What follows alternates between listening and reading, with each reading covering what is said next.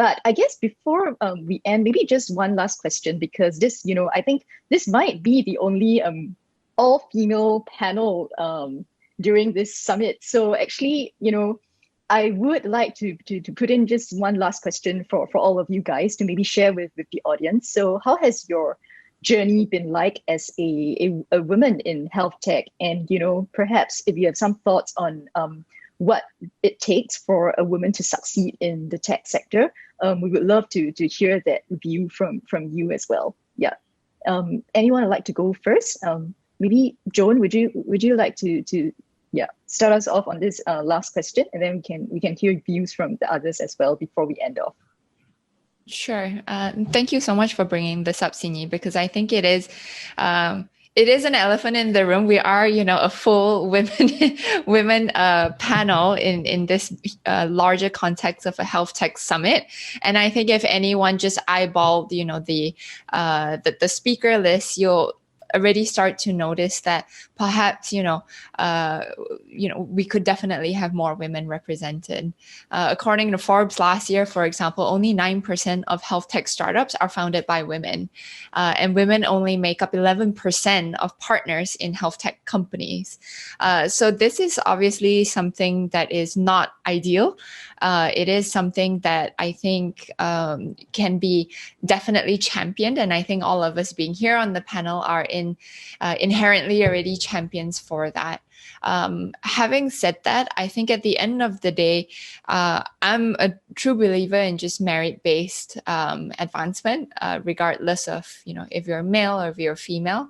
I think it's something that truly should be, a startup or a company or an investor. Really, we should be looking at it from, is the solution, the ultimate solution that's being provided, going to add value to society? Are women more adept at certain things? Are there strengths that they can play into? For males, are there strengths that they can play into? I think it's all about bringing those two pieces together, right? And everything in between. I think there should be equal representation across, because at the end of the day, the end user are not just males. The end user are not only females. They're both.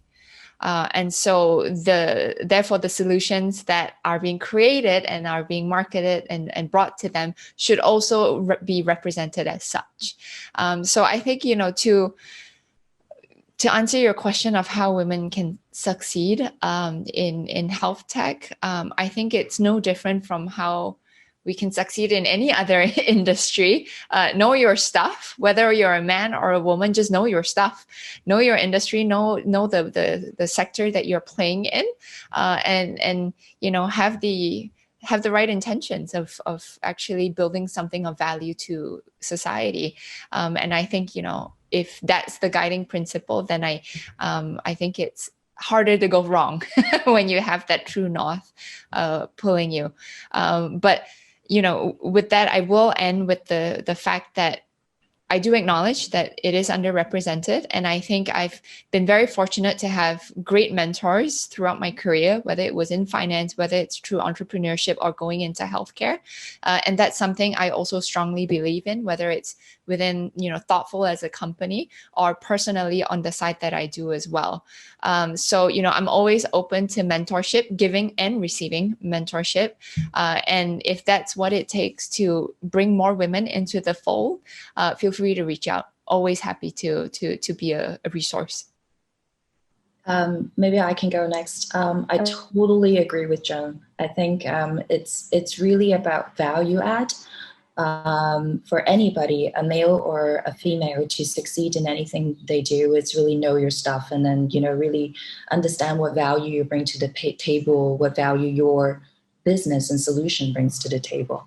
But when we talk about women versus men, or it's really about diversity, and diversity is more than just gender, and I think it's especially in healthcare or in the technology field, tech is just a tool. In the end, it's really the human using it that is going to benefit from it. And understanding that human factor is very important. And I think that's where diversity comes in. You know, you need to have built-in compassion. You need to understand, you have to have empathy and understand what your solution really does to the patients who are in the end using it, or the physician who is prescribing it, and to see how it's really advancing that humanistic benefit. Because in the end, it's really not just the tech itself, but actually the patients is really, you know, the ultimate party that needs to be benefit from a health tech solution. Yeah, maybe I'll go next. So I think that, you know, the most useful part about this whole discussion is that there is a discussion, right? I think that the most important part about gender discussion is that there is a discussion. So, you know, I read somewhere that, you know, most men will apply for a job that they're underqualified for, but most women won't. So I think some of the, you know, some of the takeaways that my female mentors have given me is, number one, you know, have confidence and don't be afraid to bypass people or apply for things that you think you might be underqualified for. Don't let self-doubt hold you back. And I think something else, you know, that we can't shy away from is that, you know, women are always seen as caregivers or, you know, mothers and wives. And I think that, you know, something that Minister Grace Fu said recently that really struck me was that if you want a family as a woman together with a career, you should find a partner who is open to balance family roles, and don't shy away from having this discussion with your partner. Right. And finally, I think in a male-dominated world, technology is dominated by males. Entrepreneurship, I think, is dominated by males. And women should always advocate for women in a male-dominated, you know, world, because very few men are going to stick their heads out for women. And I think that women should stick together, be allies for each other, lean in. And of course, like everyone said, we should be prepared to put in the work.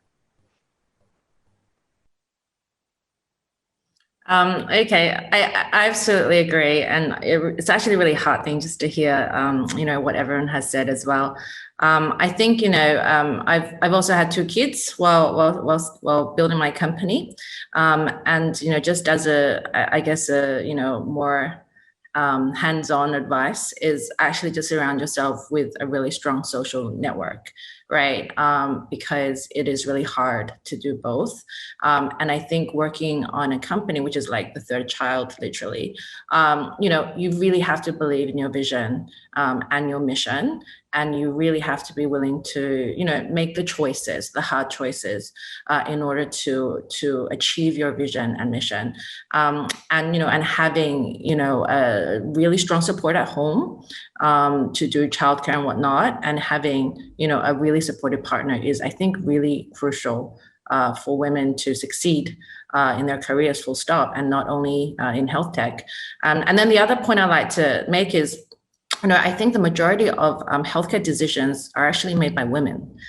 So to me, you know, like, I think a panel like this, you know, hopefully normalizes, you know, the idea of female founders and female CEOs, right, in this industry. And I think we should be having more of these discussions, and not only just women-only panels, but just, you know, just to have more women, you know, on these panels, and just to normalize the idea that, you know, you can be a startup founder, health tech, and you can be male, female, it doesn't matter. You know, it's just normal. Fantastic. No, thank you very much for all of your candid and insightful sharing. And there were many things that you guys spoke about, you know, about you got to know your stuff, you know, everything should be merit-based. It doesn't really matter whether you're a male or a woman. We spoke about mentorship and having a community. I think that part really stood out to me, right? Because having that sort of mentorship, having a network of folks that you can rely on, perhaps both male and female as well, and having that community can really help women in general and women in tech to really help build one another up and support each other. So, you know, really grateful for your insights and your sharing.